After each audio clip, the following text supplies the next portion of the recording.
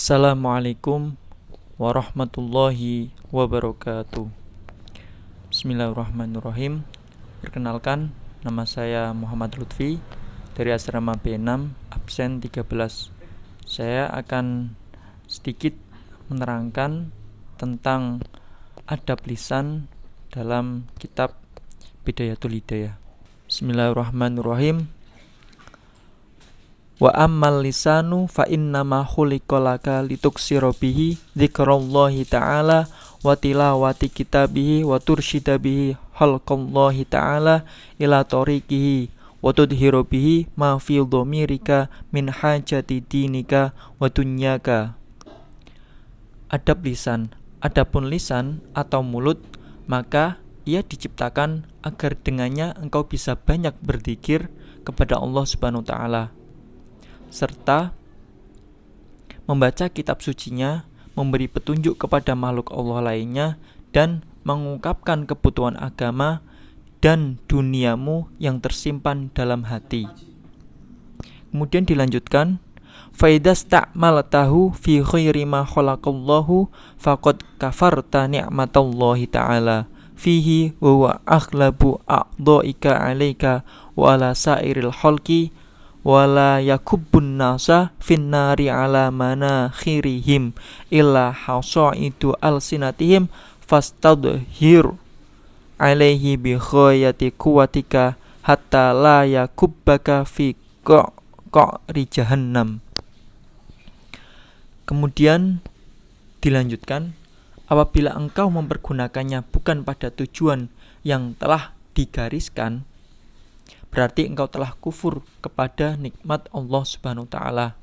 Lidah merupakan anggota badanmu yang paling dominan.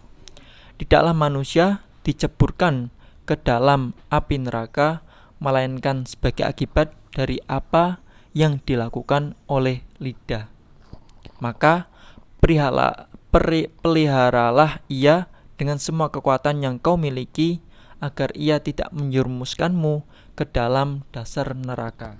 Dalam pengaplikasian dalam keterangan di sini atau adab lisan, seringkali kita menggunakan lisan kita untuk menyebarkan berita kebohongan yang sebenarnya kita belum tahu kebenaran dari berita tersebut.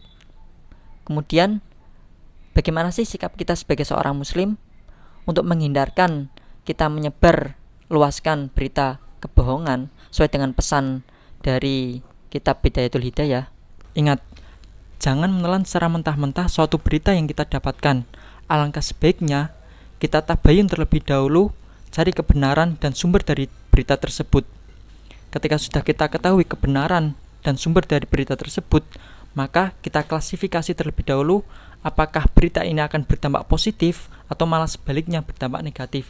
Jika berita itu akan berdampak negatif, maka berita itu cukup berhenti di kamu saja.